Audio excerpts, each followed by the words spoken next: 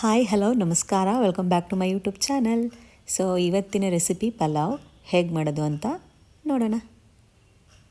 ಮೊದಲನೇದಾಗಿ ನಾನಿಲ್ಲಿ ಶುಂಠಿ ಬೆಳ್ಳುಳ್ಳಿ ಹಾಗೆ ಹಸಿಮೆಣ್ಸಿಕಾಯಿ ಮತ್ತು ಕೊತ್ತಂಬರಿ ಸೊಪ್ಪು ಹಾಕ್ಕೊಂಡು ಇದನ್ನು ನಾನಿವಾಗ ನೀಟಾಗಿ ಪೇಸ್ಟ್ ಮಾಡ್ಕೊತೀನಿ. ಸೊ ಈಗ ಒಂದು ಪಾತ್ರೆಗೆ ಆಯಿಲ್ ಹಾಕ್ಕೊಳ್ತಾ ಇದ್ದೀನಿ. ಸೊ ನೀವು ಹೊಸಬರಾಗಿದ್ದರೆ ನನ್ನ ಚಾನಲ್ನ ಸಬ್ಸ್ಕ್ರೈಬ್ ಮಾಡೋದು ಮರಿಬೇಡಿ, ಓಕೆನಾ? ಸಬ್ಸ್ಕ್ರೈಬ್ ಮಾಡದೆ ಯಾರಾದರೂ ನೋಡ್ತಾ ಇದ್ದರೆ ದಯವಿಟ್ಟು ಸಬ್ಸ್ಕ್ರೈಬ್ ಮಾಡಿ. ಹಾಗೆ ಇದಕ್ಕೆ ನಾನು ಸ್ವಲ್ಪ ತುಪ್ಪ ಕೂಡ ಹಾಕ್ಕೊಳ್ತಾ ಇದ್ದೀನಿ. ನಿಮ್ಮ ಇಷ್ಟ, ನೀವು ಬರೀ ತುಪ್ಪದಲ್ಲೂ ಮಾಡ್ಬೋದು, ಬರೀ ಆಯಿಲಲ್ಲಿ ಮಾಡ್ಬೋದು, ಅಥವಾ ಈ ಥರ ಎರಡೂ ಕೂಡ ಮಿಕ್ಸ್ ಮಾಡಿ ಕೂಡ ನೀವು ಮಾಡ್ಬೋದು. ಟೇಸ್ಟ್ ಏನು ಚೆನ್ನಾಗಿ ಬರುತ್ತೆ. ಸೊ ನಿಮ್ಮ ಇಷ್ಟ, ಅದು ನೀವು ಯಾವುದನ್ನು ಪ್ರಿಫರ್ ಮಾಡ್ತೀರೋ ಜಾಸ್ತಿ ಅದನ್ನು ನೀವು ಯೂಸ್ ಮಾಡ್ಬೋದು. ಸೊ ನಿಮಗೆ ನನ್ನ ವೀಡಿಯೋಸ್ ಇಷ್ಟ ಆಗ್ತಾಯಿದ್ರೆ ವಿಡಿಯೋ ಲೈಕ್ ಕೊಡೋದು ಮರಿಬೇಡಿ. ಹಾಗೆ ಯಾವುದಾದ್ರೂ ರೆಸಿಪೀಸ್ನ ಟ್ರೈ ಮಾಡಿದರೆ ಕಮೆಂಟ್ ಮಾಡಿ ತಿಳಿಸಿ ಹೇಗೆ ಬಂದಿತ್ತು ರೆಸಿಪಿ, ನಿಮ್ಗೆ ಇಷ್ಟ ಆಯಿತಾ ಇಲ್ವಾ ಅಂತ. ಅಥವಾ ನೀವು ಯಾವುದಾದ್ರೂ ರೆಸಿಪಿ ಡಿಫ್ರೆಂಟಾಗಿ ಮಾಡ್ತಿದ್ರೆ ಅದನ್ನು ಕೂಡ ನೀವು ಕಮೆಂಟ್ ಮಾಡಿ ತಿಳಿಸಿ, ಓಕೆನಾ? ಸೊ ನಾನೇನು ಪೇಸ್ಟ್ ಮಾಡ್ಕೊಂಡಿದ್ದೆ ಅದನ್ನು ಇವಾಗ ಸ್ವಲ್ಪ ಎಣ್ಣೆ ತುಪ್ಪ ಕಾದಿದೆ ಅದಕ್ಕೆ ಸೇರಿಸ್ಕೊಂಡು ನೀಟಾಗಿ ಅದು ಹಸಿ ವಾಸನೆ ಹೋಗೋವರೆಗೂ ಆಯಿಲಲ್ಲೇ ನಾನು ಫ್ರೈ ಮಾಡ್ಕೊತೀನಿ. ಸೊ ಇದು ವೆರಿ ಇಂಪಾರ್ಟೆಂಟ್, ಯಾಕಂದರೆ ಶುಂಠಿ ಬೆಳ್ಳುಳ್ಳಿ ಆಗಲಿ ಅದೆಲ್ಲ ಹಸಿ ವಾಸನೆ ತುಂಬಾ ಇರುತ್ತೆ. ಸೊ ಅದೆಲ್ಲ ಆಯಿಲಲ್ಲಿ ಫ್ರೈ ಮಾಡ್ಕೊಂಡ್ರೇ ನೀಟಾಗಿ ಹೋಗುತ್ತೆ. ಸೊ ಅದೆಲ್ಲ ನೀಟಾಗಿ ಹೋದ್ರೇ ಒಳ್ಳೆ ರುಚಿ ಸಿಗುತ್ತೆ. ಸೊ ಹಾಗಾಗಿ ಎಲ್ಲ ನೀಟಾಗಿ ಆಯಿಲಲ್ಲಿ ಫ್ರೈ ಮಾಡ್ಕೊಳ್ಳಿ. ಇದಕ್ಕೆ ನಾನಿವಾಗ ಈರುಳ್ಳಿ ಹಾಕ್ಕೊಳ್ತಾ ಇದ್ದೀನಿ. ನೀವು ಸ್ಲೈಸಸ್ ಥರ ಕೂಡ ಕಟ್ ಮಾಡಿ ಹಾಕ್ಕೋಬೋದು, ಅಥವಾ ಈ ಥರ ಚಿಕ್ಕದಾಗಿ ಕೂಡ ಕಟ್ ಮಾಡಿ ಹಾಕ್ಕೋಬೋದು. ಅದು ನಿಮ್ಮ ಇಷ್ಟ, ನಿಮಗೆ ಹೇಗೆ ಇಷ್ಟನೋ ಹಾಗೆ ನೀವು ಹಾಕ್ಕೋಬೋದು. ಪಲಾವ್ ಮಾತ್ರ ತುಂಬ ಚೆನ್ನಾಗಿ ಬಂದಿತ್ತು. ಇದಕ್ಕೆ ನಿಮಗೆ ಯಾವ ಥರ ತರಕಾರಿ ಬೇಕೋ ಅದೆಲ್ಲನೂ ನೀವು ಹಾಕ್ಕೋಬೋದು. ನಿಮ್ಗೆ ಯಾವ ತರಕಾರಿ ಇಷ್ಟ ಎಲ್ಲ ಹಾಕ್ಕೋಬೋದು. ಯಾವ್ಯಾವ ಥರ ರೈಸ್, ತುಂಬ ವೆರೈಟಿ ರೈಸಸ್ನ ತುಂಬ ಜನ ಯೂಸ್ ಮಾಡ್ತಾರೆ. ನಾನಿಲ್ಲಿ ಕೋಲಮ್ ರೈಸ್ ಯೂಸ್ ಮಾಡ್ತೀನಿ, ಅದರ ಜೊತೆಗೆ ಮತ್ತು ಸ್ವಲ್ಪ ಜೀರಾ ರೈಸ್ ಯೂಸ್ ಮಾಡ್ತೀನಿ. ಅದೆರಡನ್ನೂ ಕೂಡ ಮಿಕ್ಸ್ ಮಾಡಿ ನಾನು ಯೂಸ್ ಮಾಡೋದ್ರಿಂದ ರೆಸಿಪಿ ತುಂಬ ಚೆನ್ನಾಗಿ ಬರುತ್ತೆ. ನಾನು ಬಿರಿಯಾನೀಸ್ ಆಗಲಿ ಪಲಾವ್ ಆಗಲಿ ಎಲ್ಲದಕ್ಕೂ ಅದೇ ರೀತಿ ಕಾಂಬಿನೇಷನ್ನೇ ಯೂಸ್ ಮಾಡ್ತೀನಿ. ಸೊ ನೀವು ಕೂಡ ಅದೇ ರೀತಿ ಟ್ರೈ ಮಾಡಿ ನೋಡಿ, ತುಂಬ ಚೆನ್ನಾಗಿರುತ್ತೆ.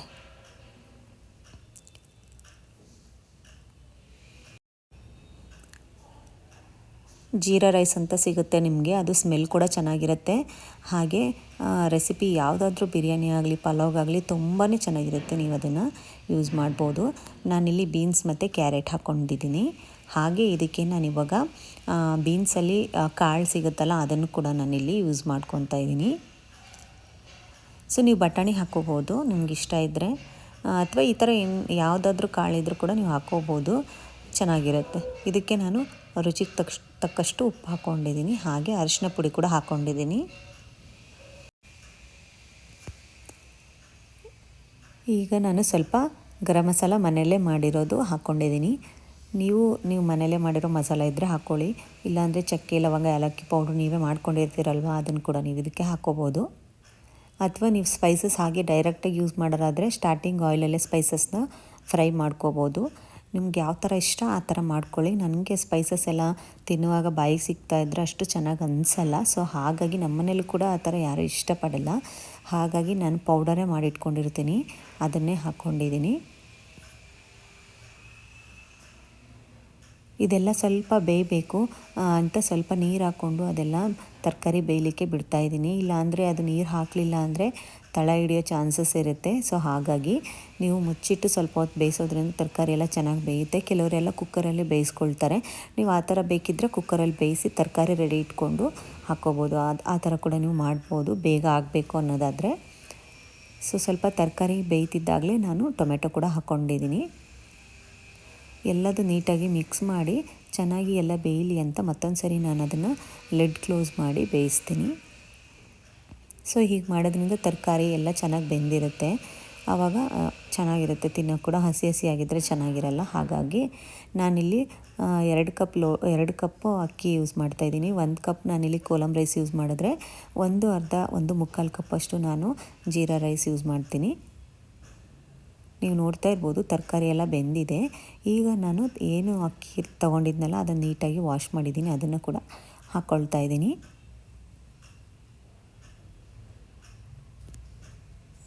ಎಲ್ಲ ನೀಟಾಗಿ ಮಿಕ್ಸ್ ಮಾಡ್ತಾಯಿದ್ದೀನಿ.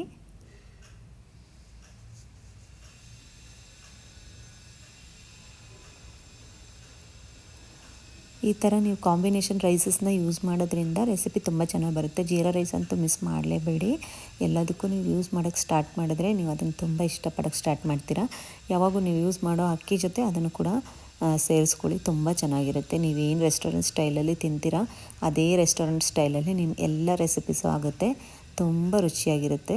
ಹಾಗೆ ಒಂದು ಫ್ರ್ಯಾಗ್ರೆನ್ಸ್ ಕೂಡ ಇರುತ್ತೆ ಆ ರೈಸ್ಗೆ, ತುಂಬ ಚೆನ್ನಾಗಿರುತ್ತೆ ಅದು ಕೂಡ. ಸೊ ಹಾಗಾಗಿ ಮಿಸ್ ಮಾಡದೆ ನೀವು ಯೂಸ್ ಮಾಡಿ ನೋಡಿ, ಓಕೆನಾ. ಈಗ ರೈಸ್ ಮತ್ತು ಇದು ಎಲ್ಲ ನೀಟಾಗಿ ನಾನು ಮಿಕ್ಸ್ ಮಾಡಿದ್ದೀನಿ. ಇದಕ್ಕೆ ನಾನು ಎರಡರಷ್ಟು ನೀರನ್ನ ಹಾಕ್ಕೊಳ್ತಾ ಇದ್ದೀನಿ. ನೀವು ಸ್ವಲ್ಪ ಉದುರುದ್ರಾಗಿ ಬೇಕಂದರೆ ಸ್ವಲ್ಪ ಕಡಿಮೆ ನೀರು ಹಾಕ್ಕೊಳ್ಳಿ, ಒಂದು 1/4 ಕಪ್ಪಷ್ಟು ಕಡಿಮೆ ಮಾಡ್ಕೊಳ್ಳಿ. ನಿಮಗೆ ಚೆನ್ನಾಗಿ ಸ್ಮೂತಾಗಿ ಇರಬೇಕು, ಸ್ವಲ್ಪ ಫುಲ್ ಡ್ರೈ ರೈಸ್ ಆಗಬಾರ್ದು ಅನ್ನೋದಾದರೆ ಕರೆಕ್ಟಾಗಿ ಕನ್ಸಿಸ್ಟೆನ್ಸಿ ಬರೋ ಥರ ನೀವು 2 ಕಪ್ಗೆ 4 ಕಪ್ ನೀರು ಹಾಕ್ಕೊಳ್ಳಿ, ಆವಾಗ ಚೆನ್ನಾಗಿ ಬರುತ್ತೆ. ನೀವು ಯಾವ ಥರ ಇಷ್ಟಪಡ್ತೀರಾ ನೋಡಿಕೊಂಡು ನೀವು ನೀರನ್ನು ಹಾಕ್ಕೊಳ್ಳಿ. ಸೊ ನಾನು ಅದನ್ನು ಮುಚ್ಚಿ ಸ್ವಲ್ಪ ಕುದಿ ಬರಲಿ ಅಂತ ಮುಚ್ಚಿಟ್ಟಿದ್ದೆ. ನೋಡ್ತಾ ಇರ್ಬೋದು ನೀವು, ಚೆನ್ನಾಗಿ ಈಗ ಕುದಿ ಬಂದಿದೆ. ಈ ಟೈಮಲ್ಲಿ ನೀವು ಮಿಕ್ಸ್ ಮಾಡಿ ಉಪ್ಪು ಖಾರ ಏನಾದರೂ ಕಡಿಮೆ ಆಗಿದೆಯಾ ಅಂತ ನೀವು ಚೆಕ್ ಮಾಡ್ಕೊಳ್ಳಿ. ಹಾಗೇನಾದರೂ ಉಪ್ಪು ಖಾರ ಕಡಿಮೆ ಆಗಿದ್ದರೆ ಈ ಟೈಮಲ್ಲಿ ನೀವು ಹಾಕ್ಕೋಬೋದು. ಲಾಸ್ಟಿಗೆ ಹಾಕೋಕ್ಕೆ ಹೋದರೆ ಅದರಲ್ಲಿ ನೀರೆಲ್ಲ ಆವಿಯಾಗಿರುತ್ತೆ. ಸೊ ಹಾಕಿದ್ರೆ ಒಂದು ಕಡೆ ಉಪ್ಪು ಒಂದು ಕಡೆ ಜಾಸ್ತಿ ಹೆಚ್ಚು ಕಡಿಮೆ ಆಗೋ ಚಾನ್ಸಸ್ ಇರುತ್ತೆ. ಸೊ ಈ ಥರ ಕುದಿ ಬಂದಾಗ ನಿಮಗೆ ಕ್ಲಿಯರಾಗಿ ಗೊತ್ತಾಗುತ್ತೆ ಉಪ್ಪು ಕಡಿಮೆ ಇದೆಯಾ ಜಾಸ್ತಿ ಇದೆಯಾ ಅಂತ. ಸೊ ಈ ಟೈಮಲ್ಲಿ ನೀವು ಹಾಕ್ಕೊಂಡ್ರೆ ಚೆನ್ನಾಗಿರುತ್ತೆ. ನೀವು ನೋಡ್ತಾ ಇರ್ಬೋದು ನೀರೆಲ್ಲ ಹೆಂಗಿದೆ. ಹಾಗೆ ಪಲಾವ್ ಕೂಡ ಸೂಪರಾಗಿ ರೆಡಿಯಾಗಿದೆ, ತುಂಬ ಅಂದರೆ ತುಂಬ ಸೂಪರಾಗಿತ್ತು. ಸೊ ನೀವು ಕೂಡ ಟ್ರೈ ಮಾಡ್ತೀರಾ ಅಂತ ಅಂದ್ಕೊಳ್ತಾ ಇದ್ದೀನಿ. ಸೊ ಇದಾಗಿತ್ತು ಇವತ್ತಿನ ರೆಸಿಪಿ. ನಿಮಗೆ ಈ ರೆಸಿಪಿ ಇಷ್ಟ ಆಗಿದೆ ಅಂತ ಭಾವಿಸ್ತೀನಿ. ಸೊ ಪಲಾವ್ ಸೂಪರಾಗಿತ್ತು, ಖಂಡಿತವಾಗ್ಲೂ ನೀವು ಒಂದ್ಸತಿ ಟ್ರೈ ಮಾಡಿ, ಓಕೆನಾ. ಈ ವಿಡಿಯೋ ಇಷ್ಟ ಆಗಿದ್ದರೆ ವಿಡಿಯೋ ಲೈಕ್ ಕೊಡೋದು ಮರಿಬೇಡಿ, ಚಾನಲ್ನ ಸಬ್ಸ್ಕ್ರೈಬ್ ಮಾಡೋದು ಕೂಡ ಮರಿಬೇಡಿ, ಓಕೆನಾ. ಹಾಗೆ ಬೆಲ್ಲೈಕನ್ನ ಪ್ರೆಸ್ ಮಾಡಿ, ನಾನು ಮಾಡೋ ಪ್ರತಿ ವಿಡಿಯೋ ನೋಟಿಫಿಕೇಷನ್ ನಿಮಗೆ ಸಿಗುತ್ತೆ. ಸಿಗ್ತೀನಿ ನಾನು ಇನ್ನೊಂದು ವಿಡಿಯೋದಲ್ಲಿ. ಅಲ್ಲಿವರೆಗೂ ಬಾಯ್.